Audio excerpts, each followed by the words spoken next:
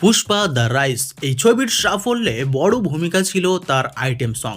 শুধু গানের কথা বা সুর নয়, তারই সঙ্গে জুড়ে ছিল দক্ষিণী নায়িকা সামান্তার নাচের স্টাইল। আর তার আবেদনে উত্তাল হয়েছিল কাশ্মীর থেকে কন্যাকুমারী। আর এই গানের মাধ্যমেই আইটেম সঙ্গে হাতে খড়ে হয়েছিল সামান্তার, আর তাতেই কেল্লা ফাতে।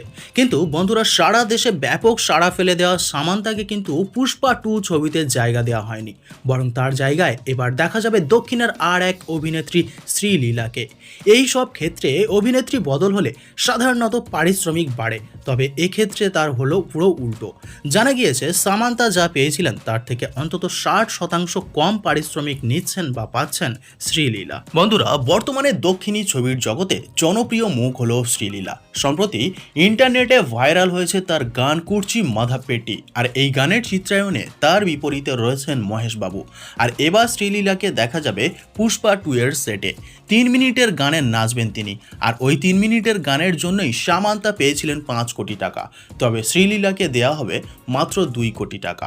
এর আগে মহেশবাবুর সঙ্গে গুন্টু কারম ছবির জন্য শ্রীলীলা পেয়েছিলেন 4 কোটি টাকা। জানা গিয়েছে পুষ্পা 2 ছবির এই গানের জন্য প্রথমে ভাবা হয়েছিল শ্রদ্ধা কাপুরের কথা, কিন্তু শ্রদ্ধা 5 কোটি টাকার কমে কাজ করতে রাজি হননি, তাই আর কথা এগোয়নি। শেষ পর্যন্ত নির্মাতারা নির্বাচন করেছেন শ্রীলীলাকে, আর তাকেই দেখা যাবে পুষ্পা 2 এর আইটেম সঙ্গে। তো পুষ্পা 2 এর আইটেম সংটি দেখার জন্য কারা কারা অপেক্ষায় রয়েছেন অবশ্যই ভিডিওর নিচে কমেন্ট করে জানাবেন। আর ভিডিও ভালো লাগলে অবশ্যই ভিডিওতে একটি লাইক করবেন, আর চ্যানেলে নতুন হলে অবশ্যই চ্যানেলটি সাবস্ক্রাইব করে নেবেন। ফিরে আসছি পরের ভিডিওতে।